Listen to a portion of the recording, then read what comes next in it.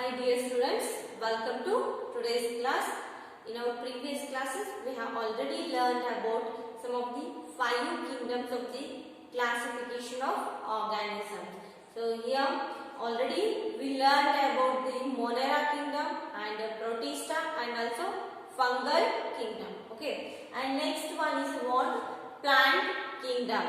And here in the plant kingdom, so we just know about all trees and all plants. So all types of the trees and all types of the plants are includes what? Plant kingdom. So ಎಲ್ಲ ತರಹದ ಏನು ನಮ್ಮ ಸುತ್ತಮುತ್ತ ಕಾಣ್ತಕ್ಕಂತ ಸಸ್ಯ ಸಂಕುಲ ಏನೈತಲ್ಲ, ಸಸ್ಯಗಳಾಗಿರ್ಬೋದು ಅಥವಾ ದೊಡ್ಡದಾಗಿರ್ತಕ್ಕಂತ ಮರಗಳಾಗಿರ್ಬೋದು. So ಆ ತರ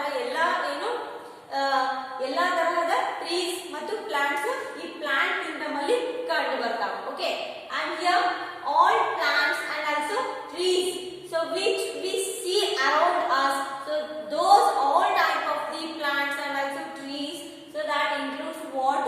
Plant kingdom. So ಎಲ್ಲ ತರಹದ ಸಸ್ಯ ಮತ್ತು ಏನು ಮರಗಳಾಗಿರಬಹುದು. ಸೊ ಅವೆಲ್ಲ ಪ್ಲಾಂಟ್ ಅನ್ನೋ ಒಂದು ಕಿಂಗ್ಡಮ್ ಅಲ್ಲಿ ಸೇರ್ಪಡೆ ಆಗ್ತವೆ. So next, all of them are what? Autotrophic. So obviously all type of the plants and all type of the trees are what? They are in autotrophic nutrition.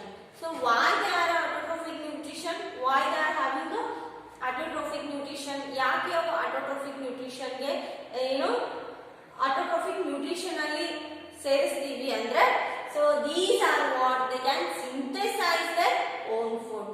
So autotrophs ಅಂದ್ರೆ so ಏನ್ ಮಾಡ್ತಾವ ಅಂದ್ರೆ ತಮ್ಮ ಆಹಾರವನ್ನ ತಾವೇ ತಯಾರಿಸ್ಕೊಳ್ತಾವ, ಹೌದಾ? So ಆ ತರ ಜೀವಿಗಳಿಗೆ ಏನಂತ ಕರಿತೀವಿ? ಆಟೋಟ್ರೋಪ್ಸ್ ಅಂತ ಕರಿತೀವಿ. And here how they have to prepare their own food. Here plants have capacity to synthesise their own food. ನಾವು ಮುಂಚೆ ಕ್ಲಾಸ್ ಅಲ್ಲಿ ಕಲ್ತಿರಬಹುದು. ಸೊ 6th or 7th ಅಲ್ಲಿ ಸೊ ಏನು ಸಸ್ಯಗಳು ತಮ್ಮ ಆಹಾರವನ್ನ ಏನು ದ್ವಿತೀಯ ಸಂಶ್ಲೇಷಣೆ ಕ್ರಿಯೆಯಿಂದ ತಯಾರಿಸ್ಕೊಳ್ತಾವ. ಆ ದ್ವಿತೀಯ ಸಂಶ್ಲೇಷಣೆ ಕ್ರಿಯೆಗೆ ಏನಂತ ಕರಿತೀವಿ? ಫೋಟೋಸಿಂಥೆಸಿಸ್ ಅಂತ ಕರಿತೀವಿ, ಹೌದಾ? Here with the help of the chloroplast, the plants they can prepare their own food in presence of the sunlight. So ಸೂರ್ಯನ ಬೆಳಕಿನ ಕಿರಣಗಳಿಂದ ಏನ್ ಮಾಡ್ತೈತಿ? ಸೊ 1% ಆಫ್ ದಿ ಸನ್ಲೈಟ್ ಅನ್ನ ಅಬ್ಸರ್ವ್ ಮಾಡ್ಕೊಂಡ್ಬಿಟ್ಟು ಏನ್ ಮಾಡ್ತೈತಿ? ಸೊ ಎಲೆಗಳಲ್ಲಿ ಅಥವಾ ಲೀವ್ಸ್ ಅಲ್ಲಿ ಇರ್ತಕ್ಕಂತ ಕ್ಲೋರೋಪ್ಲಾಸ್ಟ್ ನ ಸಹಾಯದಿಂದ ಏನ್ ಮಾಡ್ತಾವ? ಸಸ್ಯಗಳು ತಮ್ಮ ಆಹಾರವನ್ನ ತಾವೇ ತಯಾರಿಸ್ಕೊಳ್ತಾವ, ಹೌದಾ? ಸೊ ಅವಕ್ಕೆ ಏನಂತ ಕರಿತೀವಿ? ಆಟೋಟ್ರೋಪ್ಸ್ ಅಂತ ಕರಿತೀವಿ. And here their cell wall is here. The plants they have a cell wall which is made up of the cellulose. So cellulose ಅನ್ನೋ ಒಂದು ಸೆಲ್ ವಾಲ್ ಇಂದ ಮೇಡ್ ಅಪ್ ಆಗಿರ್ತೈತಿ. ಯಾವುದು? ಪ್ಲಾಂಟ್ಸ್ ಅಲ್ಲಿ ಕಂಡು ಬರ್ತಕ್ಕಂತ ಸೆಲ್ ವಾಲ್ ಎದರಿಂದ ಕೂಡಿರ್ತೈತಿ? ಸೆಲ್ಯುಲೋಸ್ ಅನ್ನೋ ಒಂದು ಏನು ಸ್ಟ್ರಕ್ಚರ್ ಇಂದ ಕೂಡಿರ್ತೈತಿ. And next, these are what? Multicellular eukaryotes with cell walls. Here, I think these are all type of the plants. They are what? Multicellular eukaryotes. So here, multicellular ಅಂದ್ರೆ it has many cells in the structures. So ಕೇವಲ ಒಂದೇ ಒಂದು cell structure ಇಂದ ಕೂಡಿರಂಗಿಲ್ಲ. So ತುಂಬಾ ವಿಧವಾದ like what xylem ಆಗಿರ್ಬೋದು, phloem ಆಗಿರ್ಬೋದು, tracheids ಆಗಿರ್ಬೋದು. So many cells, it has what? Many cells. And here they have eukaryotes with cell walls. So eukaryotes ಅಂದ್ರೆ it has a nucleus with cell walls. Here all type of the plants, so they include what? Eukaryotes. They may have a eukaryotes with cell walls. And next, they are what? Autotrophs and use chlorophyll for photosynthesis. So photosynthesis ಅಂದ್ರೆ ಸೂರ್ಯನ ಬೆಳಕಿನ ಸಹಾಯದಿಂದ ಏನ್ ಮಾಡ್ತಾವ? ಸಸ್ಯಗಳು ತಮ್ಮ ಆಹಾರವನ್ನ ತಾವೇ ತಯಾರಿಸ್ಕೊಳ್ತಾವ. with the help of the chlorophyll which is present in the leaf of the plant, they can absorb what? Some percent of the sunlight to synthesize their own food. And next here, the plant kingdom is classified into two major divisions. So those are cryptogams and phenologams. So ನಾವಿಲ್ಲಿ ಸಸ್ಯಗಳಲ್ಲಿ ಕೂಡ ಏನು ಎರಡು division ಆಗಿ classification ಮಾಡಿದ್ವಿ. So those are cryptogams and phenologams. Okay. So plants ಅಲ್ಲಿ ನಾವು two types classification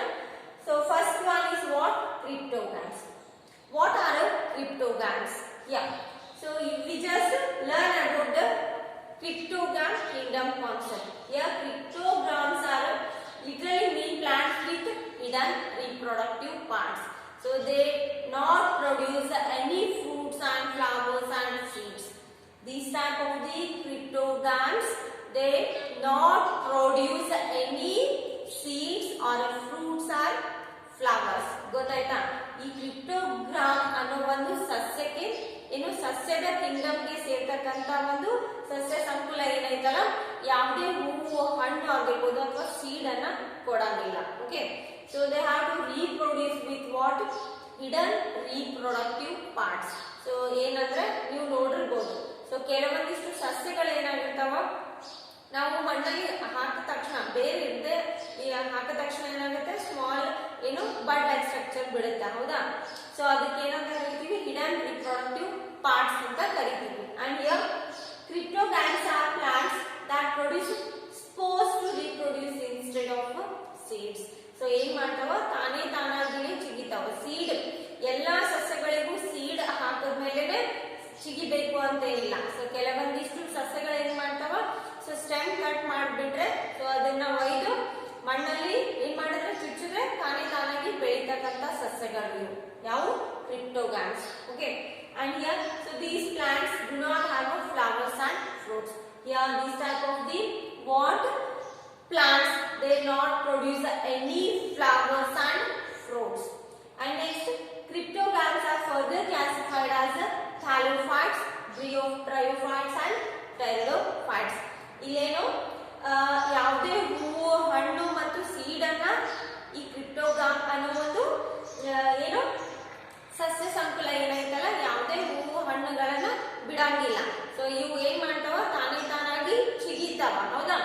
and next this type of the cryptogram can be subdivided into thallophytes, next bryophytes and also pteridophytes. Okay, and next first one is what here. Okay, just here this is what classification of the plant kingdom, cryptograms and phanerogams.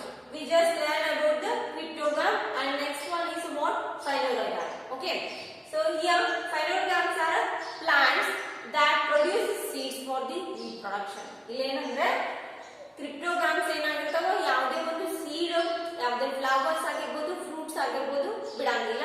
But ಇವೇನು phanerogams ಏನ್ ಮಾಡ್ತಾವ, they have to produce the seeds for the reproduction. And next some of them do not produce flowers while the others produce flowers. So ಇದೇ ಫೆನೋಗ್ರಾಮ್ ಗೆ ಸಂಬಂಧಪಟ್ಟಂತ ಒಂದು ಕೆಲವೊಂದಿಷ್ಟು plants ಏನ್ ಮಾಡಿರ್ತಾವ, they have to what produce the flowers. Some of the plants they may produce flowers, but some of the plants they do not produce the flowers for the reproduction. Okay, and next they are further classified as what gymnosperms and angiosperms. So ನೀವು first ನೆನಪಿಟ್ಕೋಬೇಕಾಗಿದ್ದು ಕ್ರಿಪ್ಟೋಗ್ರಾಮ್ಸ್ ಮತ್ತು ಫೆನೋಗ್ರಾಮ್ಸ್. ಕ್ರಿಪ್ಟೋಗ್ರಾಮ್ಸ್ ಅಂದ್ರೆ so ಯಾವುದೇ seed ಮತ್ತು fruits and flowers ಅನ್ನ ಏನ್ ಮಾಡಂಗಿಲ್ಲ, produce ಮಾಡಂಗಿಲ್ಲ, ಯಾವುದು cryptograms plants. And next phenogram plants ಏನಾಗಿರ್ತಾವ, they may produce flowers, seeds and also fruits for the reproduction. Okay, and just here thallophytes. So this is what some of the types of the what cryptograms. Okay, and here thallophytes. Here thallophyte, it is a what first division of the plant kingdom. This is a what first division. Okay, first division of the plant kingdom, and here it mainly consists of the red, green and the brown algae. So in ಯಾವ colour ಅಲ್ಲಿ ನಮಗೆ so algae ರೂಪದಲ್ಲಿ ಕಾಣಿಸ್ತಾ ಅಂದ್ರೆ red ಆಗಿರ್ಬೋದು ಅಥವಾ green ಆಗಿರ್ಬೋದು ಅಥವಾ ಬ್ರೌನ್ ಆಗಿರ್ಬೋದು, ಹೌದಾ? So this is what first division ಅಂದ್ರೆ ಸಸ್ಯದ ಸಂಕುಲದಲ್ಲಿನ ಮೊದಲನೇ ಆದಂತ ಒಂದು ಏನು ಸಸ್ಯ ಸಮುದಾಯಕ್ಕೆ ಸೇರ್ತಕ್ಕಂತ ಒಂದು ಸಸ್ಯ ಆಗೈತಿ, ಯಾವುದು ಥಾಲೋಫೈಟ್ಸ್. Next, they don't have a lot of a differentiated structure. So this is a what like a plant structure only. Okay, and here these plants are mainly aquatic. So ಈ ತರ ಏನು ಥಾಲೋಫೈಟ್ಸ್ ಏನಾಗುತ್ತಾವ ಅಂದ್ರೆ ಸೊ ಕೇವಲ ನೀರಿನಲ್ಲಿ, ಎಲ್ಲಿ ನೀರು ಜಾಸ್ತಿ ನಿಂತಿರ್ತೈತಲ್ಲ ಸೊ ಅಲ್ಲಿ ಬೇಗನೆ ಬೆಳೆಯುವಂತ ಸಸ್ಯ ಆಗೈತಿ, ಹೌದಾ?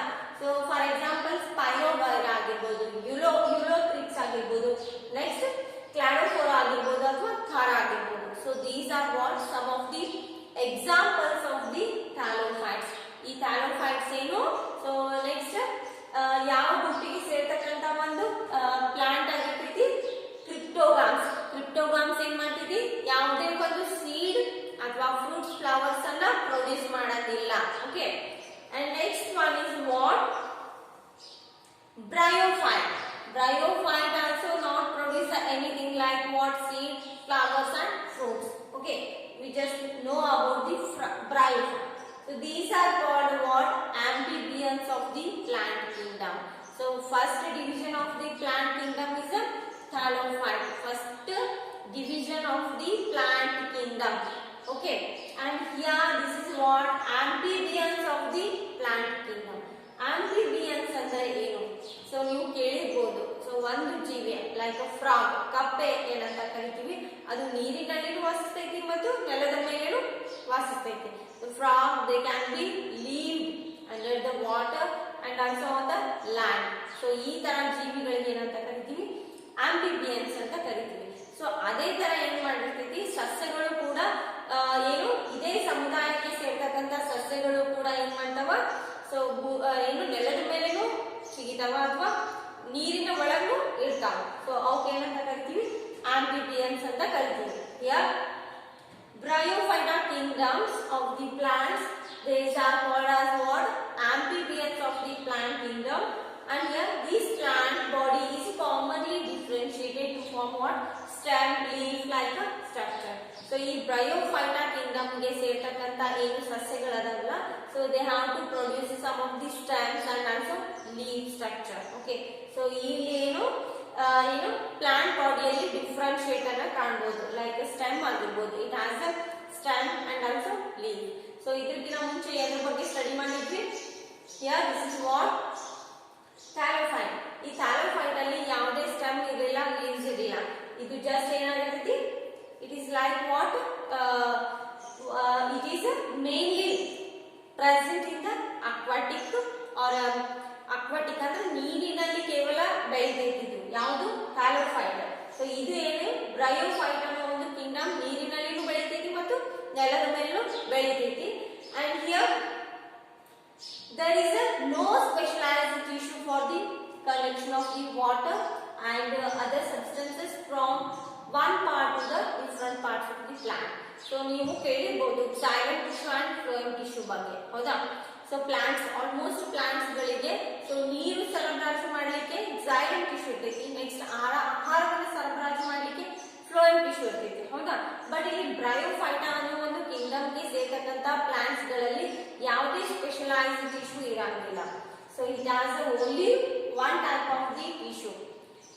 it has to conduct water or a food or anything.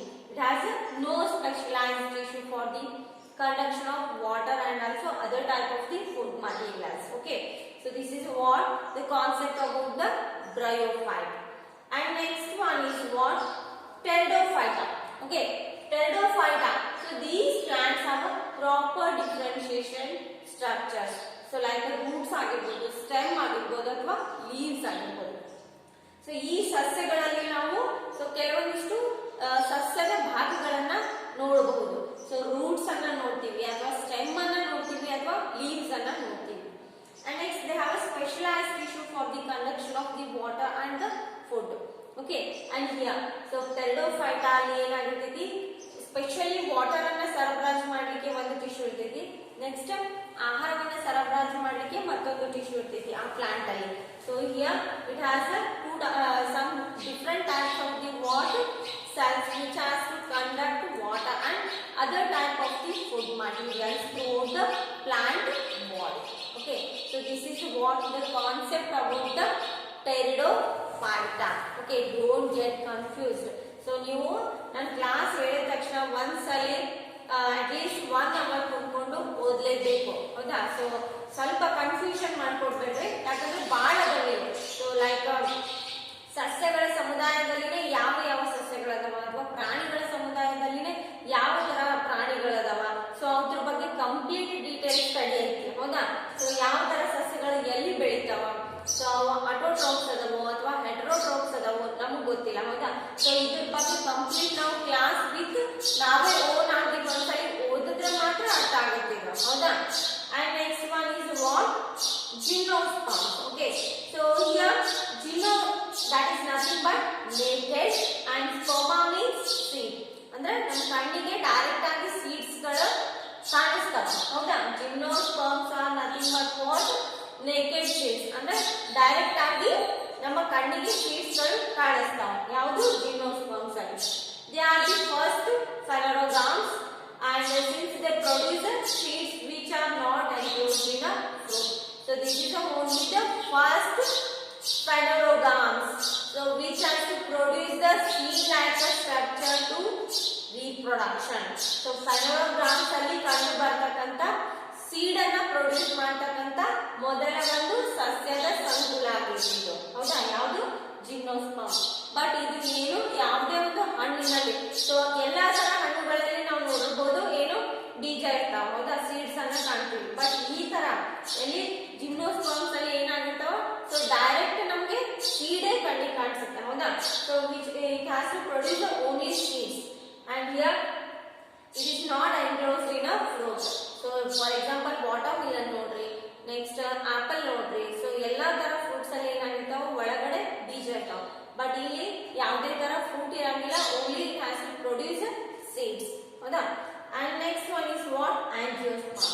So about the angiosperms we will continue in our next video.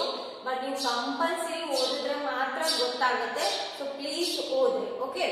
And next ನೀವು ನೋಟ್ಸ್ ಅನ್ನ ಬರೀತಿರ್ತೀರಲ್ಲ, ಸೊ ಅವಾಗಲೇ ಬರ್ಕೊಂತಾನು ಓದ್ರಿ. ನೆಕ್ಸ್ಟ್ ಒನ್ ಟೈಮ್ ಬರ್ದ್ಬಿಟ್ಟು ಓದ್ರಿ, ಓಕೆ. ಅದಾದ್ಮೇಲೆ ಅರ್ಥ ಆಗುತ್ತೆ ಡೆಫಿನೆಟ್ಲಿ ನಿಮಗೆ. ಸೊ ಅದಾದ್ಮೇಲೆ ನಿಮ್ಗೆ ಅರ್ಥ ಆಗ್ಲಿಲ್ಲ ಅಂದ್ರೆ ಕಾಲ್ ಮಾಡಿ ಕೇಳಿ.